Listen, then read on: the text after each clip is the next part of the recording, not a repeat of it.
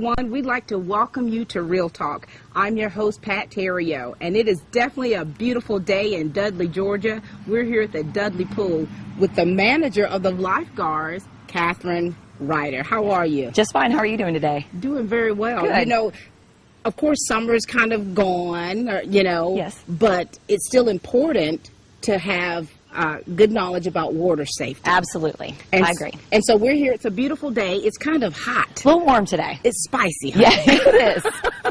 It's spicy. And so we know that you're a transplanted Dublinite. Yes. You know? So we want to hear a little bit about you, Catherine, Okay. before we get into what you do as a lifeguard and, of course, as an educator. And then we want to actually show some different techniques that is very important for water safety. Okay. All right, go ahead. My name is Catherine Ryder, as you said. I am originally from Michigan. Mm-hmm. I went to college at Purdue University in Indiana and stayed and worked in the food engineering department there for a couple of years, and then moved to South Carolina, where it was a little bit nicer in the wintertime. Yes. And I worked for Coastal Carolina University in Conway, Myrtle Beach area as an admissions counselor. My husband was on staff there as well as education faculty. Right. And I met him and we married, moved overseas. We lived in Italy for a little while and in Germany. We had our oldest daughter over there. Moved back to the States, lived in Louisiana for a little while, in Oklahoma City Right. for a little while, and then ended up here in Dublin about 8 years ago. My husband works for the VA and I've got 2 girls. So you're a woman of the world. Yes, sure. So we're certainly so glad that you have planted yourself here. We are so happy to be in Lawrence County and in Dublin. We are really enjoying living here. It is a great small town and a great place to raise your children. Absolutely it is. Now tell us about some of the things that you're doing here. I currently here in Dublin, I am a professor at Middle Georgia State College, adjunct faculty.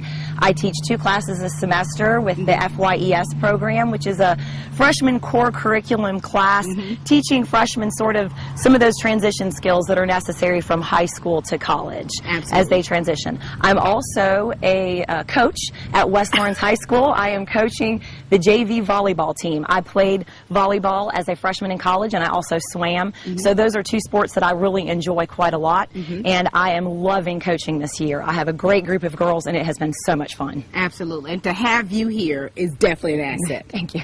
All right. So let's talk a little bit about what you do here at the Dudley Pool. Okay, I have been the lifeguard manager for the last 4 years here at the Dudley Pool.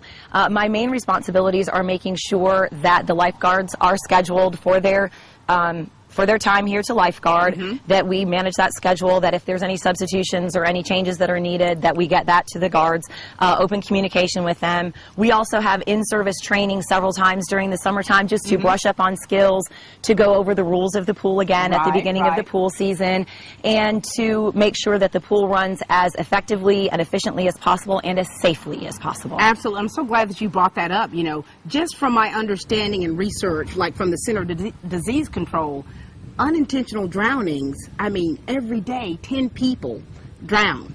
And it's very important, at least here at the Dudley Pool, I know not all pools sort of run the same way, it is extremely important to us to have certified lifeguards managing the pool during pool open hours. And by certified, I mean Red Cross certified. All of our lifeguards undergo their standard Red Cross lifeguard training every 2 years as prescribed by the American Red Cross. And that is just a really important safety feature for us here to have at the pool, to make sure that those eyes that are trained are on the pool at all times. Absolutely, and especially to have our little boys and little girls here. Yes. To have someone that is certified is very important. How many lifeguards do you have here on staff? We have 5 total on staff, and that includes me. So I have 4 others, 2 of whom are with us today. It is our requirement here at the Dudley Pool that you must be 16 years of age in order to lifeguard. The American Red Cross requires that you be 15 to take the lifeguarding class, but we like you to be 16 here to lifeguard. We want that extra year of maturity a little bit to manage the pool effectively. Absolutely. And let's talk a little bit about some of the statistics, you know, because when you think about demographics, with me being African American, we're one of the highest as far as minorities. That one cannot swim. And then as far as accidents, you know, between the ages of 12 to 15, we're 3 to 5 times higher That is at risk to drown. And that's one of the other things that we target. You know, during the summertime, the Boys and Girls Club come over here and swim, and they also have their own certified lifeguards that are on staff with them that come over here with the children. There are 3 of them that come over every day, and even though there's only about 20 to 25 kids, having that many younger kids of younger age, it is so important to have that many eyes on the pool to make sure that, one, we don't have any accidents, and that they are ready to get those kids out should they have any struggles at all in the water. And how many have you had in this pool at one time? Because I've driven by a few times, and it has been crowded. It does get really crowded. Our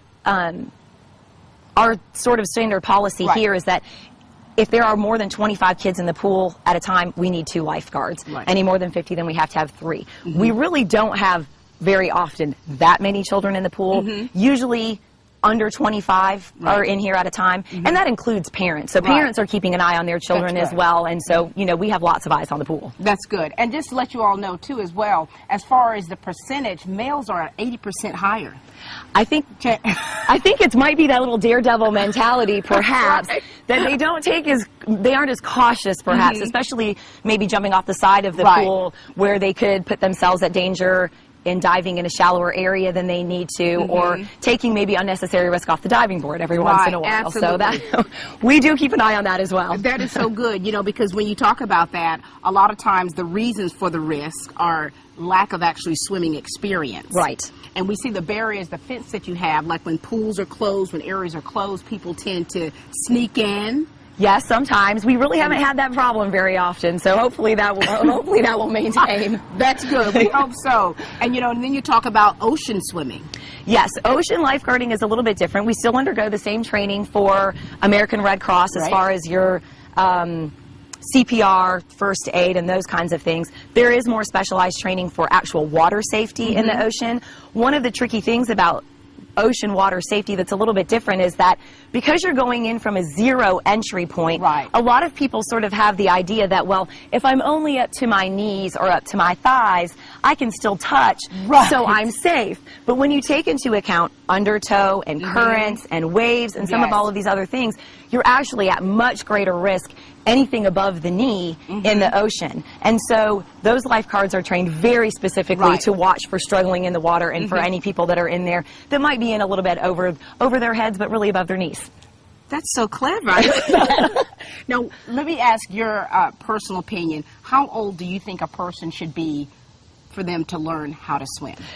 Really, the sooner that you can get them into the water, the better. You know, there are some really great swimming classes offered by several people here in Dublin for, you know, infants and toddlers and all the way up. My philosophy is really the earlier that you can get them in the water and accustomed to being in the water, the safer you are with your children being in the water. That is so good. You know, I took swimming in college. I was terrified of water. And that is, if you wait longer, that is what happens. It is, and I would stick my toe in. So, yeah, even some little children are a little afraid of the water. So really getting them used to sticking their face in the water, blowing those bubbles, being used to have water over their heads. The more comfortable they are with those things, the easier they transition into real swimming. Absolutely. And I started my kids swimming, put them in swim classes when they were like 5 years old. Yes. And they're like little fish Which is wonderful, yeah. The younger, the better. But Mommy stays on the sideline. I understand. But I know how to swim. Yes, that's important. That's very important. Yes. I tell them, I said, you know, I can swim now. I don't like to just get in the water, but I'll save you. Yeah, I can. Well, and that's really important because there are some parents who couldn't provide that for their children. So it is really important. All right, well, we thank you. We want to actually meet some of these lifeguards. Okay, wonderful. Got a pest in your life? Call Bug House Pest Control. Need wildlife removal? Call Bug House. Bed bugs? Call Bug House. Termites? Let the professionals at Bug House Pest Control protect your home against moisture, mildew, and mold. For professional, courteous, and personal service, call Bug House, and we'll make you another one of our satisfied customers. I love the Bug House. I really trust them. They do our house, our office. They do my parents' house. We've had no problems since we started using them. I think everybody should use them. Free quotes and free home inspection. Call today, 272-8955, and you'll see why People all over Middle Georgia are calling Bug House Pest Control. Bug House Pest Control, 1022 Hillcrest Parkway in Dublin. First up is Daniel Alligood. Come on around here. Hi, Daniel. How are you? Doing good. Now, Daniel, tell us a little bit about yourself. I'm Daniel Alligood. I'm going to be a sophomore at Berry College, where I'm studying to be biochemistry and also play tennis there. Did you say biochemistry? Biochemistry. Can you explain to us what biochemistry means? Well, it's basically all the chemical reactions that happen within your body. And with that major, you can go pre-pharmacy, pre-med, research, and any other of those areas. So you are super smart. I don't know about that. So we'll see. Now tell us about your experience as a lifeguard. Well, I've been here for 3 years, and it's been a great opportunity, a great summer job. I'm able to learn great responsibility and great leadership skills here, because when you're at the pool, you're in charge the whole time. Right. You have sole responsibility, and you never know what happens, because you always got to keep watching, because when you're not watching, something always happens. Right. So you always got to be on your toes, and there's always different people that come in. You have to handle that. And Yes. But it's just a great job overall. And you've been doing this for 3 years. Correct. Now, as far as continuing education, do you ever have to go back to kind of get brushed up on some things?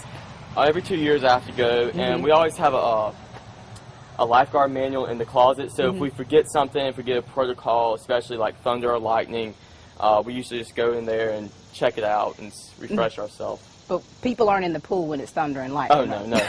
Whenever it's thunder and lightning, we get them out. But how long we have to wait? Right. Usually. Very good. Because, you have a lot of people's, lives in your hands Exactly. here. All right. And from our understanding, you're going to show us some different techniques. Yes, we are. All right. We're looking forward to it. It's going to be interesting. It's going to be interesting, honey. And we've got Kate Melvin here. And from our understanding, this woman's got it going on. I guess. All right, Kate, tell us a little bit about yourself now. And don't be shy.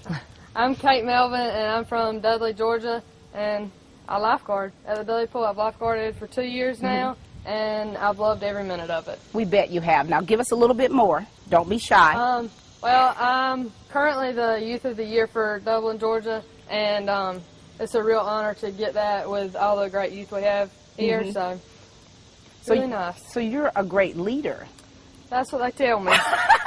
At such an early age. Now, what are you studying in college right now? I'm going to College of Coastal Georgia, and I'm going to be studying education, and I plan on being like a 3rd or 4th grade teacher, and I'm going to play tennis down there and go to the beach. And go to the beach. I'm planning on being, I'm extending my lifeguard certification and being a beach lifeguard, and so. Very good. And tell us a little bit about your family. My mother and father are Charles and Melinda Melvin, and I have a little brother, he's 11, Cam Melvin. So you're the big sister. I am. All right. Now, what are some of your responsibilities out here? Well, there are a couple of responsibilities. Whenever somebody gets here and they're like trying to figure out if they want to join or something, you have to go and talk to them and explain to them like how to join and that kind of thing. And then you just have to keep the pool clean, keep the patrons safe, keep all the facilities looking nice. So you have to be pretty tough out here. Try to be. All right. Now you say that this is a private pool, and so you have to have a membership to come here. Right. Okay. You have to. We have this little package you have to fill out. It just keeps us safe and knowing who all's here and supposed to be here, and keeps the patrons like knowing that they have contributed to this, so they want to keep it nice as well. Very good, very good. And we really want to see, as far as the training that you've gotten, we're going to put some of that to use. Okay. We're going to actually kind of do some scenarios to just show some water safety techniques and different things. Are you ready for that?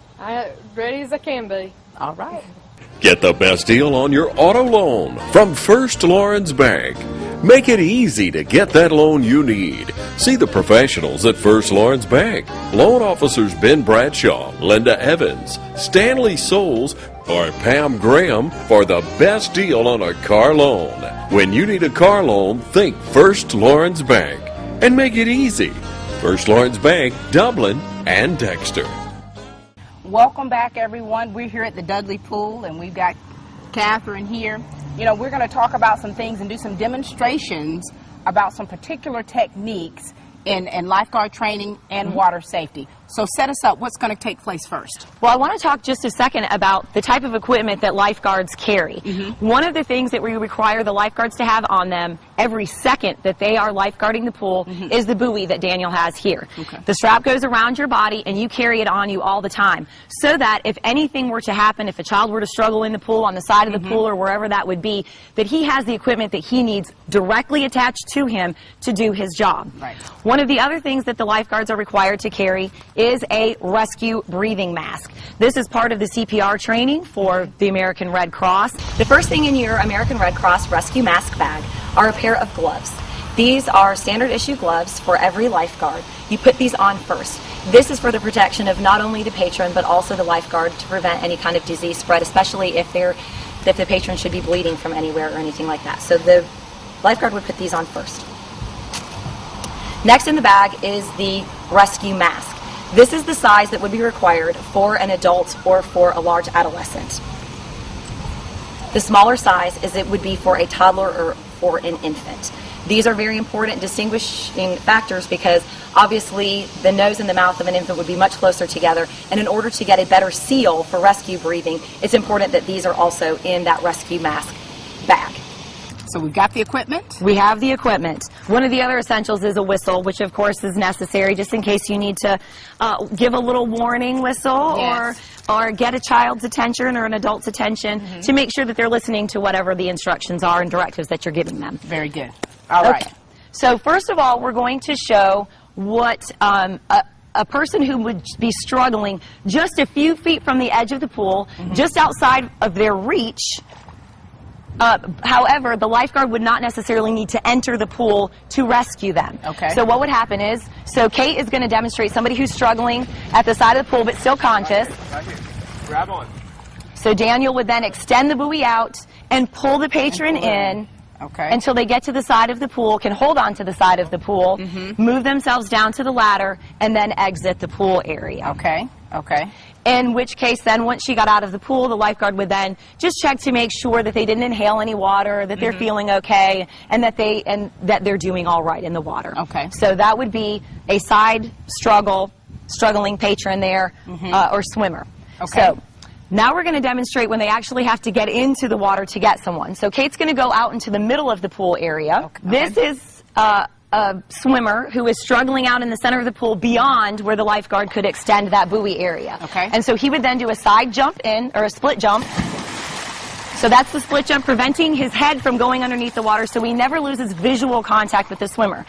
He then pushes the buoy up under the arms of the struggling swimmer and then pushes them forward by swimming them into the side of the pool and to the ladder.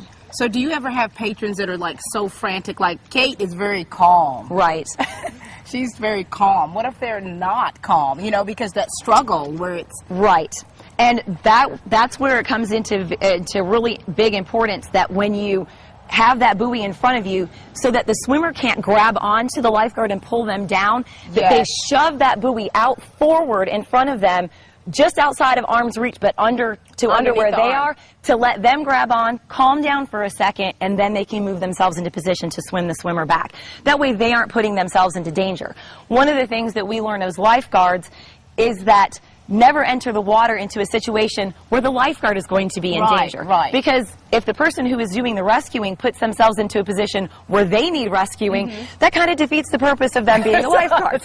So we are always looking at the situation and assessing whether the safest way to enter the water and then the safest way to rescue our swimmer or to bring them into the side so that they move into a position of safety as well. Now, is this technique the same regardless of the age or the size? Correct. Yes, that would be regardless of the age or the size. Now, the swimming them in might be slightly different. If you had a smaller child, you would get behind them and put your arm around them as well as an extra safety measure. Yes, and then pull them in. That way you make sure that the buoy doesn't come out from underneath them.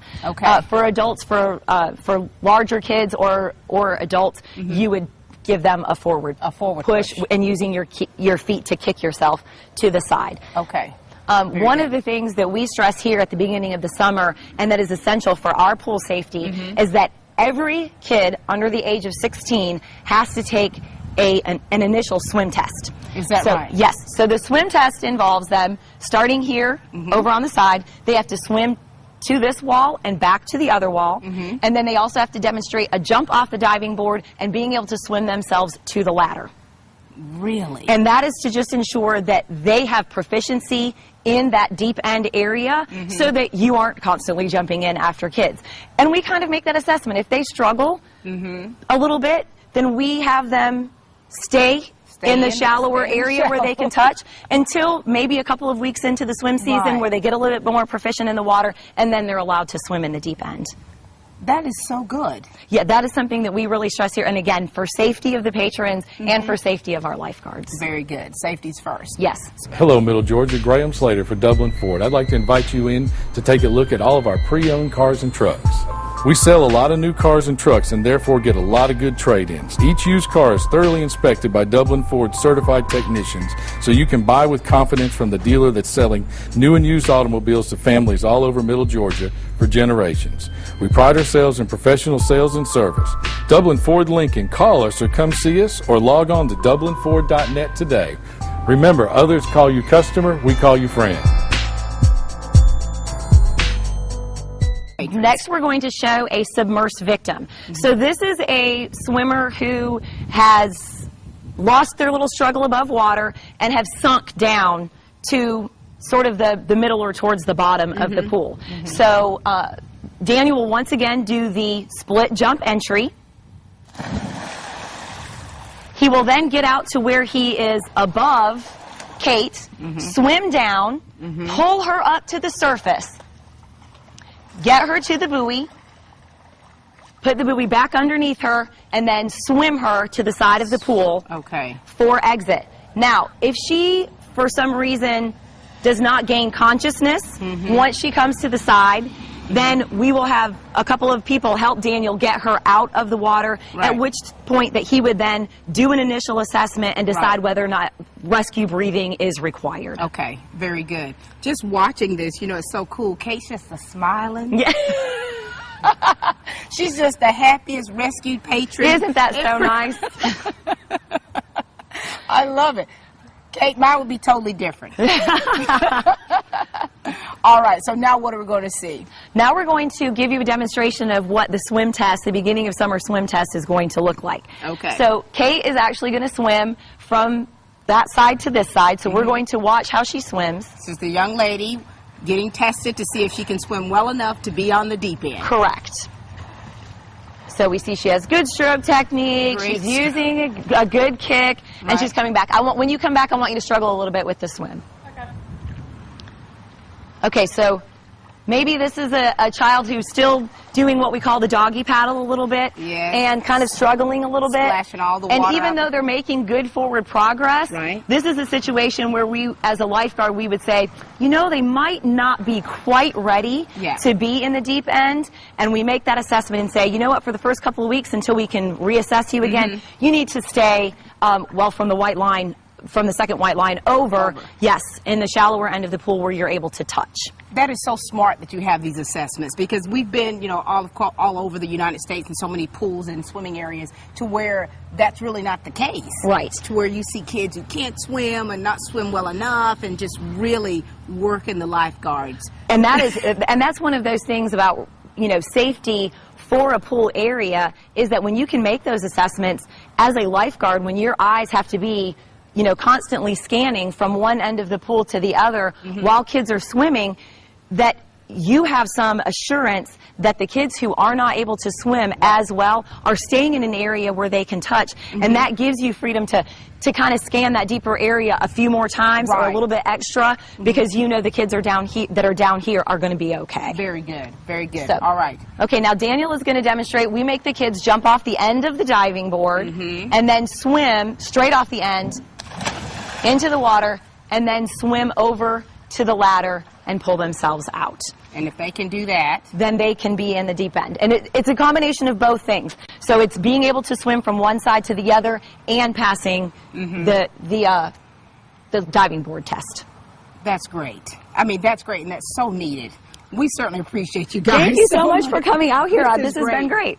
You know, ladies and gentlemen, we hope that you've learned a lot about pool safety and how important our lifeguards are in ensuring the safety of every individual in the water. And we hope that you yourself make sure that you're taking the precautionary measures that you need to take.